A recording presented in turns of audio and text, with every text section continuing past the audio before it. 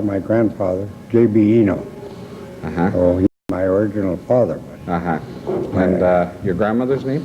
My grandmother was Philistine. Uh-huh. And your mother? My mother is Charlotte Peachy, she was. She married a Peachy shortly after my dad passed away, so... Charlotte Peachy now. Yeah, she was. She passed on too. Did you have any brothers and sisters? I had Sarah, Mary Ann, Genevieve, and Wilhelmina. Okay. I was the only boy in the family. Okay. And where did you live? Where do you live? Do I live now? Yeah. I don't know. Okay. Then did you ever live up in a... Quite a few years. Okay. Can you remember when you first went to Primrose? I went at an early age. I first remember going into the Primrose Lake Air Weapons Range at 8 years old. School and convent in Onion Lake didn't have no sanitariums or anything. So I was dismissed not to be in contact with the other children. Uh-huh.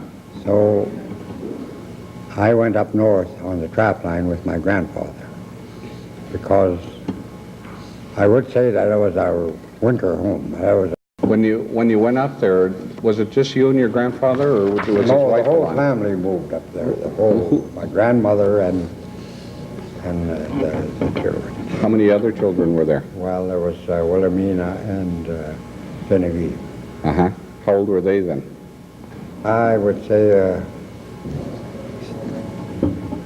2 and 3. Uh-huh. And you were 7? Yeah, yes. Okay. And when you were still a child up there, what would you do? Like, what would a day be like? Pardon me? What would a day be like at Primrose? Well, when you were like I said, this was home away from home. This was where our grandparents took us that's where we lived. That's where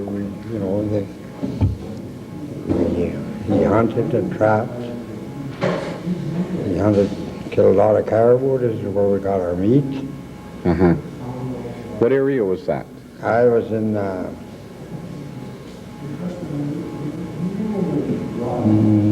Alberta.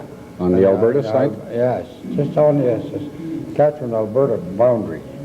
Was it north of Primrose, or was northwest of Primrose.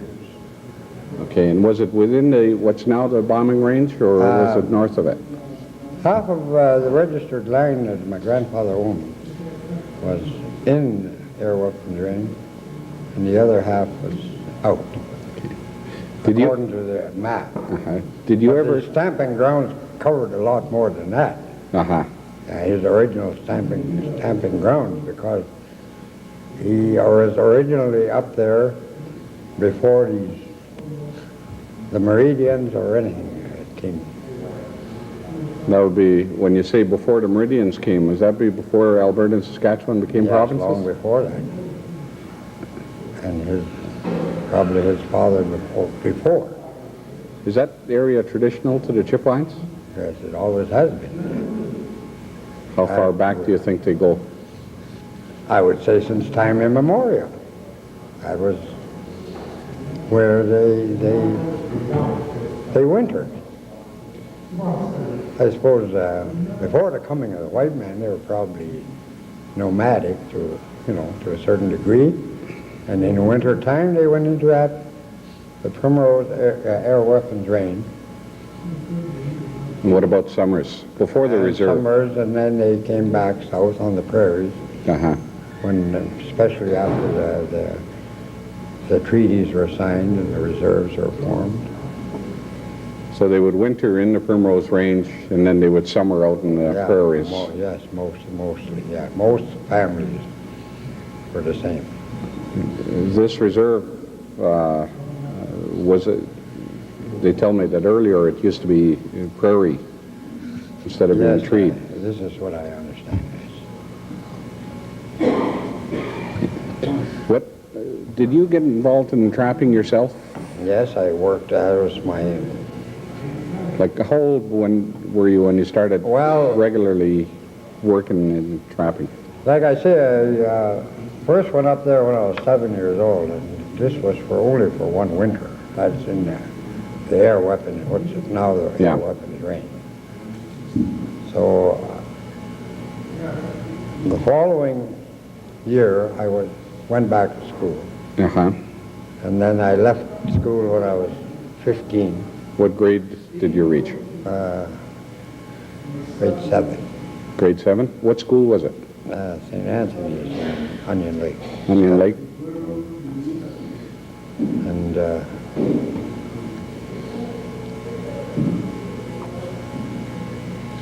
right after I left school, like everybody else was doing, we had to go trapping. That was the only thing at the time. Did you go back? Trapping and hunting. So I helped my grandfather. That was a daily chore. And I had to learn as I was going from him. Uh-huh. We had cattle up on a farm, but we always got someone to look after the place, or sometimes the old lady would stay with the children, and the old man and I would go. Uh-huh. And later on in the winter, the old lady would move in with us, or, back and forth. But we had to have somebody to Watch livestock. livestock, yes. Yeah. Did you do any fishing? No, I didn't do any fishing myself. No, we didn't have the right to. The Alberta trappers didn't have the right to fish in Saskatchewan, not in Primrose anyway. Uh-huh. I trapped I fished with other people, but I never was a license holder. So you didn't hold a license, but you worked as a fisherman. I worked as a fisherman, yes. When did you start working as a fisherman? Oh, I would say maybe when I was probably about 17 until the Air Force took over in '53. So that would be... And I fished every year mostly with a map stand. Uh-huh. Yeah, for many years. What kind of livelihood did your grandfather make from trapping? Was it a big cash livelihood, or was it enough to get by, or? Well, enough to get by. I would say he didn't get rich at it. But the only reason I suppose he moved up there for the winter because there was nothing here for the summertime. So, what I'm trying to establish here is the way of life in the wintertime is different from what there was on the prairie here. Uh-huh. So you had to move up north in order to survive, sort of a thing, Uh-huh. because it was better up there. You had all the meat, and whatever fur you got, you brought out, and you bought your supplies. When, about the time of the range being established, were you still trapping with your grandfather? Was he still alive Yes, then? right up until the very last spring that... Can you remember the first time you heard about the talk of a bombing range? There was, yes, there was talk about it, and we were informed that we had to give up that way of life for the common good of the country. In other words, they were taking away our livelihood, and that was for the common good of the whole of Canada. And being citizens of the country, this was discussed on many occasions by the people. A lot of were opposed to it. And I think the Indian people amongst themselves understood, in a sense, what the government was trying to get across to them, that it was for the common good of the whole country. And as citizens of the country, they eventually took it for granted that it was their duty To go along with it. to go along. In other words, and secondly, they didn't have much choice. It was expropriated anyway, I would say, in a sense. Uh-huh. Do you remember talking to anyone or seeing anyone talking about the bombing range in those early days before everybody was excluded? I didn't really get involved. I was under my grandfather's wing when all the first negotiations started. Uh-huh. And I didn't have much say till maybe I'm not really aware of what really happened when the first, all these meetings and that were taking place. Uh-huh. I was just a nobody. How I really got involved was later on. I started to act as an interpreter, and I was chosen as a representative by the people, myself along with Nora Machatis. Okay, when would that be about? This was probably in about 57, 58 around. Okay. Before that, you really weren't much involved with any... Not directly, no. When you worked with a Mabscani, that was, you were fishing at Primrose Lake, were you? Yes, we fished in Primrose. Okay, but you didn't have a license yourself? No, I didn't have I just worked as When they issued... well, it's like this. It's quite a long story.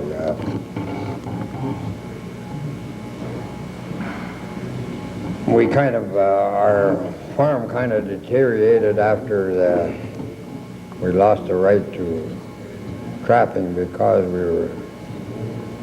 the money that my grandfather was making off the trap line, he turned it back into the farm, the small farm that we had. And when we lost that trapping right, we couldn't carry on with the farm, so we went back to... You didn't have the cash to keep it going? To keep it going, because the money was coming off the trap line. Somehow he saved enough to carry on, to put in a crop or whatever. But we couldn't carry on after, so we went back to grass. So then, after my grandfather passed away, then I got working with a Mabscani, and that became my home. Uh-huh. But going back, were you fishing with a Mabscani before the trap line was, or before the trappers were excluded from the range? Yes, I was. Okay. Yes. And were you fishing at that time in Primrose Lake? Yes, I fished with a Mab, yes. Okay. And that was from, you said earlier, about the age of 17 onwards? Yeah, probably around there, yes. Yeah. And, well, there again, we didn't make a fortune at it, but we made a good living. And, what kind of money? I was not working. I wouldn't say that I was working for a daily wage, not with a Mab, because he took me in as one of the family. Uh-huh. So there again, I thought it was my duty to help the best way I knew how, to make his home a better place for myself as well as his family. Uh-huh. But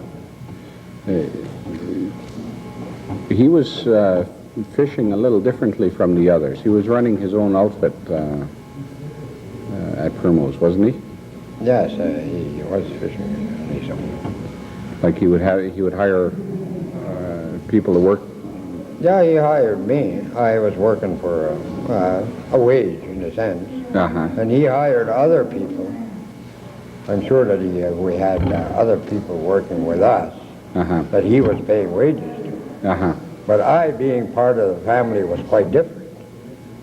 He bought me whatever I need, and he put the bread and butter on the table.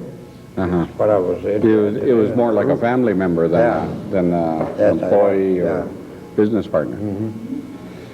Okay. Did you ever, when the compensation was being paid the first times in the first couple of years. Did you ever receive anything? No, I never did get anything because, like I said, I was not a registered trapper, and I only trapped with my grandfather, who had a, he had his registered line. But you didn't get anything out of trapping? No, I didn't. And did you get anything? Except what my grandfather got was like mine. Yeah. Because what about as a family member. What about from fishing? Did you get any compensation from No, working as fishing? No, I didn't get. Did you do any? Did you do any domestic fishing, like fish for food and? Well, in the fall, when we would go to Primrose before we, and in the winter time, see, dog food was quite scarce, except for, sometimes game was pretty scarce. I used to come out from our area to come and fish in Primrose to, domestically for dog feed and also for ourselves. I didn't need a license for that because it was open. Yeah. Any of the fishing that you did that get taken back to the reserve as well? I suppose if we had them at the time, we never left anything behind. If you had any food, I cannot really say that we didn't do it to bring home. We didn't fish over there to bring home over here. But on. What about moose meat and that? Did they hunt to bring food back to the reserve? Oh yes, everything was. If we had excess, we shared with everyone along the way. Because my grandfather, he was a great hunter of caribou, and there was a lot of caribou right in our area. And he always got more than what we needed. So we shared with our neighbors, the trappers in our area, as well as everyone along the way. It was tradition to share what you had. Yeah. Did you bring meat, any large amounts of meat back to the reserve? Like dried meat? Yes, on several occasions. Yeah. During the summers, would you hunt up in the Primrose area? Yes. That was more so in. I'll tell you what. Like in the fall during haying time, when all the able-bodied men would get together, and they are putting up hay or harvesting. Yeah. The older people, the older men, the older ladies, would go up on the Primrose Air Weapons Range and go hunting to provide meat for the ones back home. For the work crews. For the workers. And these old ladies went along to cure the meat. And berries were very abundant. And they brought back berries there for the people, and they shared with everybody that was working. Because everybody worked as a community. Like haying time, harvest time, they just went from one home to another. And, there was no such a thing as wages. Everybody would just help one another. Yeah. But the meat, the old people would get all together. The older men that couldn't work, they went hunting. The old ladies went picking berries. They were providing for the ones that were working. And this was mostly in what now is the Air Weapons Range. When you started to first get involved, what was happening? There was, as I understand it, a payment for equipment. Your grandfather got some payment for equipment? Yes. The first payment, we were made to understand that the very first payment was for your equipment and your shacks or what have you. The work that you did up there. everything that you were leaving behind. We didn't take nothing because they said, you're going to be paid for it anyway. Wherever, when we were informed that we weren't going back over there, and they said to me, you won't need them, leave everything. Our traps, we didn't even take a trap out. We just pulled our trap out of the water and hung it up in the trees. As far as I know, they're still there, still hanging there. Because we had no prayer, we were informed that we had no other use for them, you were going to be paid for it anyway. So when were you leaving the stuff in the trees? Was that, what time of the year was that? This was in the spring, when everybody else comes out. So they were, that was about time they were muskrat and beaver trapping. Yeah, that's true. And now the second and third payments were done by kind of purchase orders. The Indian Affairs kept the money. Is that correct? Yeah. What do you remember about your grandfather receiving any money? You yourself didn't get anything. He was told that he could purchase anything. He had a certain amount. He was given an amount that he could spend. And he could go ahead and, get a voucher. He would get a voucher. Where did he get the voucher from? From Indian Affairs. Where? St. Paul, or I think they were running it through the local, at that time, a farm instructor. Okay, do you remember what the farm instructor's name was? Yeah, they've been changing so many times, can't really recall who was there at the time. But he was told a certain amount. He was told the amount that each man could spend, is the way I understand it. And then he would get a voucher when he wanted to buy something. Yes. And then he would go and buy it and give the voucher.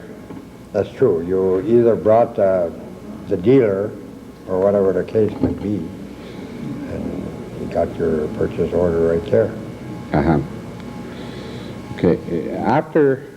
Now during that time, you weren't too much involved in any of the meetings or that? No, not directly. When did you first get involved? I got involved maybe before the final payment was made. Can you remember how it started? Like I said before, I got involved because I acted as an interpreter, and then they kind of formed a committee. They formed a committee, and I was chosen as a spokesman and a representative of the trappers, or of the band as a whole. I, along with Harry Chandler, was the chief at that. He was on it was a kind of a board. There was Nora Machadis. There's three that were really active. Okay, but we met with the people from time to time, let them know what we're doing. This is when we started writing letters to the Department and everything we did, we had to go to Indian Affairs. We didn't go directly to D&D. We were made to believe that Indian Affairs has always been the big white father. They're supposed to be looking after us. This was a traditional belief, I would say, ever since treaties.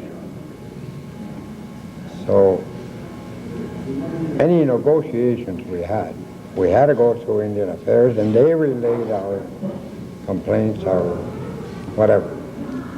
So when you worked on this, who were you dealing with? Indian Affairs people you were dealing with when the committee first formed?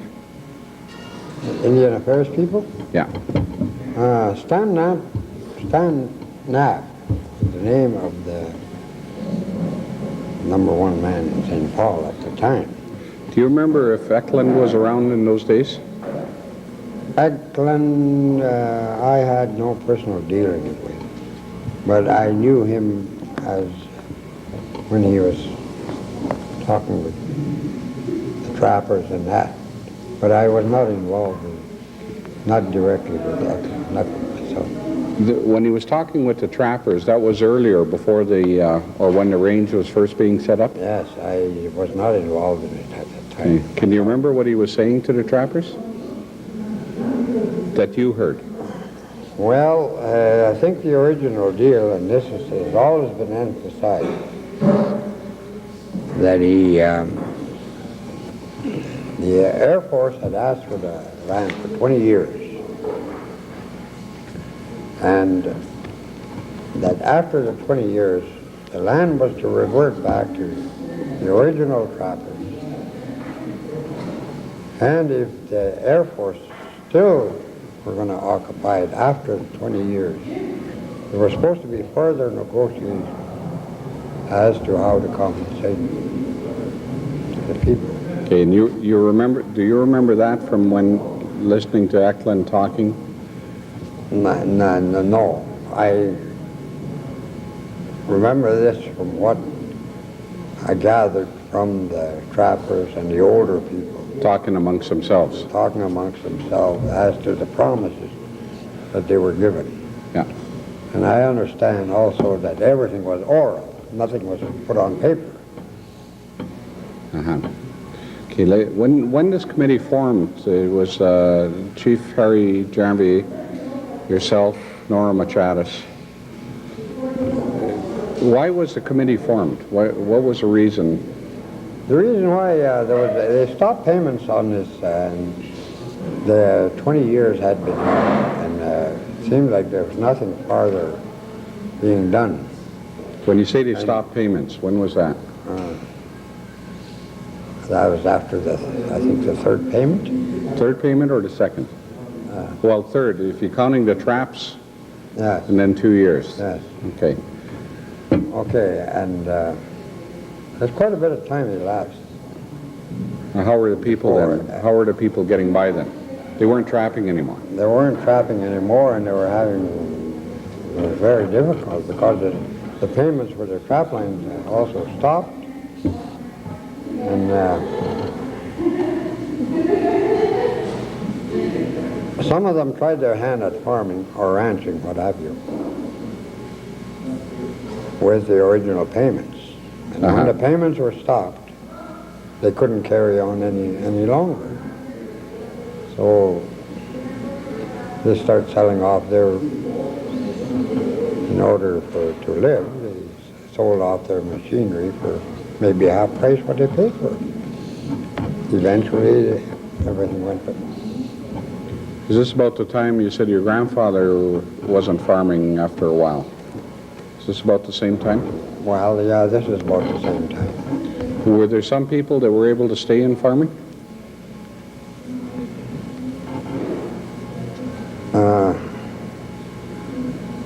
Very few, maybe, that stayed. And there were some that had farm, got by without, without use of the trap line. Maybe one or two, I would say. But after those payments were stopped, it seemed like everything came at a standstill because here, I think the emphasis here when the original deal was made, they were made to understand that their livelihood was taken away. And they would have to try something else, another form of livelihood. This is what they were, in other words, they were trying to turn them into farmers and ranchers from trappers overnight with a few dollars that was handed to them, without any training whatsoever, and being ignorant to this new way of life. A lot of the people couldn't make a go of it. Well, my grandfather always farmed on a small scale. even even while he was tramping, like I said. Uh-huh. How big was his farm? We got to 100 acres or so. Uh-huh. That was, but I remember when I was just a kid, that he always had 40 or 50 acres. And that was mostly for cattle feed, horse feed. Uh-huh. Not for cash. Not to bring to the elevator or anything. Uh-huh. Some, very, very little they did, but it was mostly used for feed. When the committee, what did the committee do? How would you do things? Well, there again, through Indian Affairs, we had direct dealings with Indian Affairs, and we were representing the people. And to me, the emphasis here was they wanted to get another form of livelihood, since they had to give up their livelihood. In other words, livelihood for a livelihood. They would not be happy, they would not feel compensated until this occurred. Now, when you say that, where did that come from? Did the committee think this up, or were there meetings with people? As a committee, we didn't think up anything. Uh-huh. We were representing the people. Maybe the wording the committee did. Uh-huh. But everything we did came from the people as a whole, the whole community, the whole reserve. So the emphasis here again was they wanted a livelihood for a livelihood that they had to give up. Uh-huh. And they would not feel compensated till this occurred. And this still stands today. How did the people sort of tell the committee what to do? Were there meetings? Would there be discussions, or would you? Yeah, there'd be discussions, there'd be meetings, we'd come to meetings. And from what we gathered from the meetings, we wrote letters. There again, we had to go through Indian Affairs. Whether it was D&D to D&D or directly to Indian Affairs, we always went through the St. Paul office. Uh-huh. You know, how far it went from there to this day, I don't know. But we did write letters directly to D&D. Was it to D&D, or was it to higher up in Indian Affairs? Higher up in Indian Affairs, yeah. Well, Indian Affairs was always involved somehow. Uh-huh. Was there any letter that was kind of special, that kind of said everything? Yes, we worked on one letter that I remember. It took us months, maybe up to a year, as to the wording, and we wanted to get this down pat. That was before we got the last payment. How did you prepare that letter? How was it written up, or who did the writing? We went to our local priest, and we didn't use his ideas. He just worded it for us the best way he knew how. And he'd come back to us, and we'd sit down and we'd study it. And any time we felt that this is not what the people were saying, we changed it. Uh-huh. The committee, along with this priest, we changed it to what we wanted, not what the priest wanted. Yeah. He was just helping us along for the wording. What was the name of the priest? Father DeCalvey.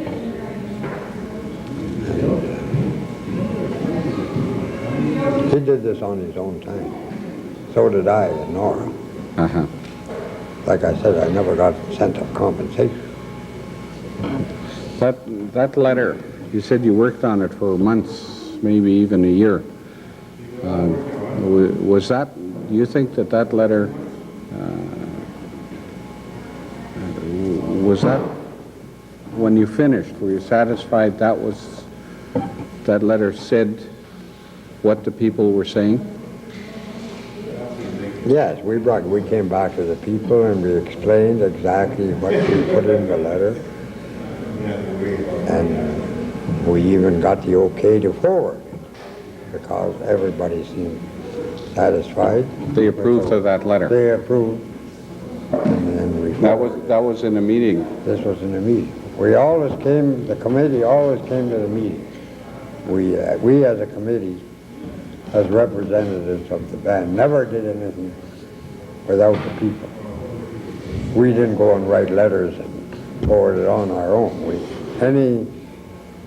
Any letters that we wrote, we presented to the public.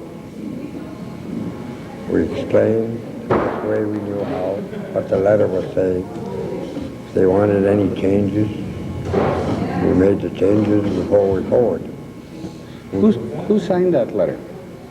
The chief, Harry Jambier. Harry Jambier signed the letter.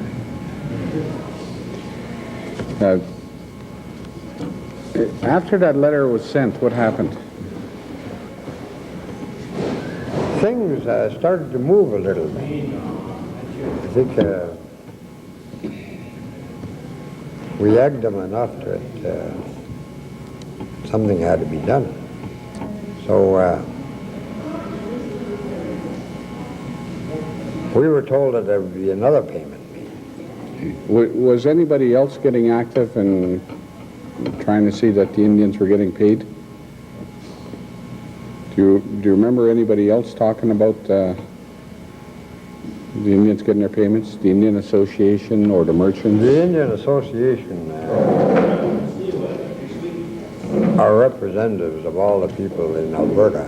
Uh-huh. So were they involved at that time when you had the committee?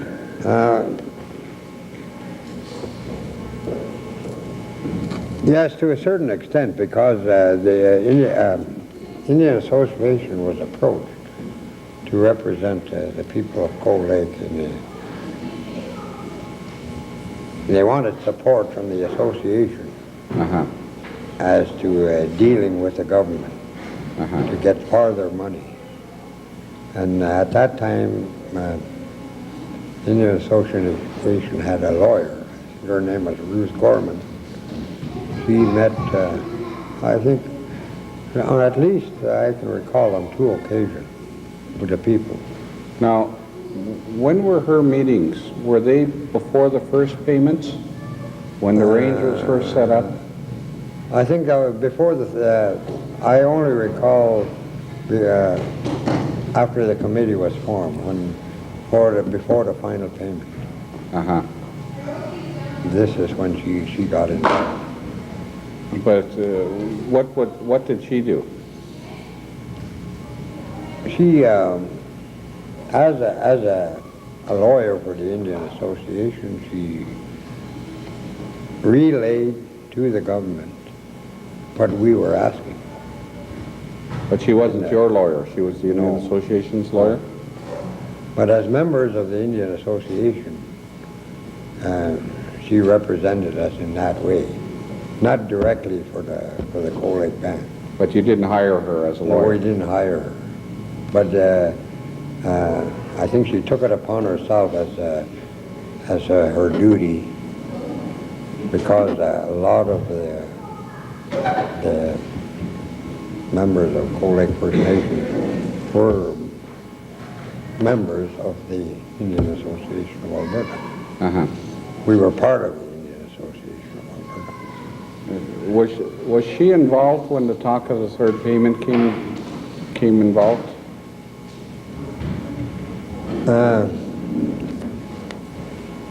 Maybe indirectly. No, but only through dealings with the Indian Association. Okay, but she wasn't at any of the meetings when the Indian Affairs came to talk about the third payment? Not to my knowledge, no. Okay. Talk about the third payment and how it happened. We got a letter stating that there would be another payment made. And I don't really recall what was in the letter. I don't even remember seeing the letter. But word got around that there was another payment coming. They were going to come across with another payment, whether it was final or not. And they called it an agreement. But I personally opposed it right away because I said, how can it be an agreement? They never approached us. Indian Affairs just said, look, here's X number of dollars and you're getting, and you're agreeing to this. How can we agree to something where we were not even, we were not involved in any way? It wasn't an agreement. I mean, to me, an agreement is you and I have to sit down and agree to something. We talk about it. But it didn't happen that way. They say, okay, here's what you're getting. And then this is the agreement that we're making. The agreement they're making with who? Not with us, not with the people from Cold Lake. But I mean, to this day, I cannot see how could they call it an agreement when they never approached us, never sat down with us as to come to an amount or how long it was going to carry on. They just said, here, okay, we have a list of the trappers, and so we have them down to X number of dollars, and so on. They had the whole list there all written out already. They come up and said, okay, here, take it or leave it. So, this was not exactly what the word they used, but here's your payment. This is what you were asking for. I stood up at the time, I remember. I tried to tell the people, don't touch it, it's not an agreement. How could they call it an agreement when they never came to us? Very one-sided agreement if it is. I said, don't take it. And I said, the amount is very minute. Let's not touch it till we know what we're doing. And it was Indian Affairs that that were saying this, here. This is what you're getting. How did they present it? Did they say, here's the money, if you don't want it, we'll try and get some more? Or did they say, here's the money, and not say anything about the future? Or did they say, here's... They didn't say, to my recollection, they didn't say anything about a future.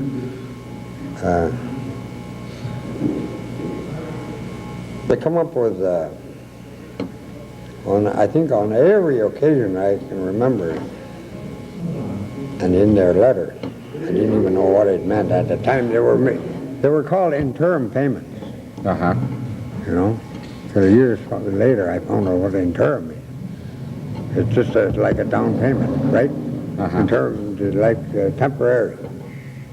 They're going to give you so much now, that's interim. To me, there's an inkling there that there's farther payment. This is just interim. Yeah.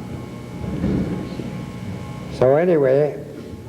How did they describe that last payment? This, when I said, don't touch it, well, Indian Affairs said, okay, this is what we have to offer you. Take it or leave it, sort of a thing. Huh? So a lot of the people were so frustrated from all this impasse of waiting that they were willing to grab anything. Not all, but a few went, okay, you sign here and you'll get your check. So then the lineup began. One or two signed. Pretty soon the lineup got a little longer, a little longer. And this is not what, for 3 years I worked on it. This is not what I wanted. I walked out. I wasn't involved anyway. I didn't have a check there. So everything I tried to do, to me, went down the drain, so I walked out. Why did those people that first signed, why did they sign? They signed because they were desperate enough. They wanted the dollar now. When they were desperate, how do you mean they were desperate? I think the frustration from waiting so long for this payment to come along. So was that because there was a period of time when there were no payments? Possibly. Like, is that, I would say yes. That's the one you're referring to, or? Yeah, when the last, from the waiting period from the second and third payment, there was so much time elapsed that someone got grabby and said, okay, there was even statements that, oh shucks, I don't want to mention any names. Someone got up and said, if they give me $100 today, I'll take it. Someone said that? Someone said that. So he signed, and somebody else signed. Do you remember any other statements that were made? Okay, it's here, let's take it. We might not get any if we let this go. With statements like this. So pretty soon there's a big line up there, and to me, 3 years that I had strived and worked so hard from went down the drain right there and then. So I walked out, I gave up, head for the nearest bar.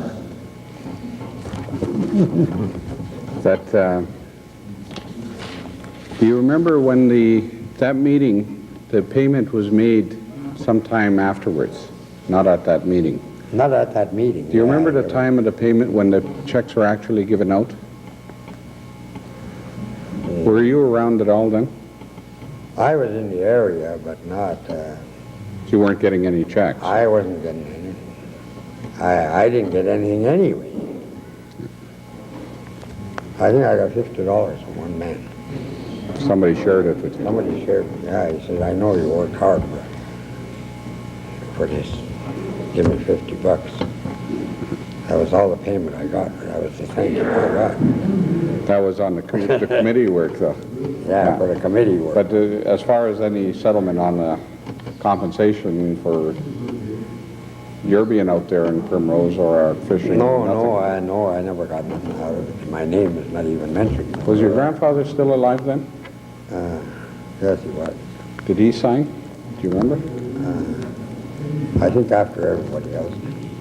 The people who earlier on, they signed because they were desperate or grabby, as you described. They were going to take anything. Yeah. What about the people later on? Did they give different reasons? There was, there was others. There were some that refused to sign. Maybe a handful. What happened to them? They were not happy. And seeing that everybody else was getting, eventually they followed in order that they thought, well, this is the only way we're going to get anything out of it. So eventually they were kind of, dragged along into the rat race or whatever you want to call it that. Do you remember? But it might have been only 2 or 3 that got grabby and, And that started it. And that started the whole thing. And right away, I personally remember this Indian Affairs, right here, sign right here. They were so happy that 2 or 3 that were turning, to me, they were kind of turning against us, The Indian Affairs? No, our own people. Oh. The ones that got grabbed. How were the Indian Affairs doing, though? What were they doing? Did they stop, like when the first few people were going to sign, did they read out anything that they were signing? Did they give them, or were these people who could read for themselves to read what they were signing? The first 2 or 3 people that signed. I don't think... They were signing some kind of paper, They were were they? signing some kind of paper, but saying that they were willing to... But when you say yeah, that, okay, your checks are here, you have to sign here in order to get it. but did the Indian Affairs say this, I'll read what you're signing and read it to them? Not to my recollection, no. Were they saying, what were they doing? They were just, describe what they did, like what you saw and remember. Okay, your checks are, maybe we have your checks. They're either at the bank, or we can bring them to the bank, or we can give them direct to you. But you have to sign this in order to get that check. Sign this. What was it? Did you hear them say, signing this says you're going, this is the last check you'll get? Is that what they were saying to them? No, I don't remember that, no. You just saying, they were saying, sign here and you'll get your check. Sign here to sign get, here, yeah, to get sign your here check. to get your check. Your check is ready now. Sign here to get, the check is waiting for you, but you have to sign. We're wasting time here. The check's waiting for you over there. And that's Yeah, when they wanted to get it over with as soon as possible. And as soon as 2 or 3 signed, they were not paying any attention to what I was saying anymore. Uh-huh. They turned to those that are willing to sign. Okay, how many Indian more Affairs want to- weren't paying attention. They weren't listening Yeah, to they it. weren't listening to us. They were paying more attention to the ones that signed. Okay, how many more want to sign? Okay, right here. So the lineup started over there.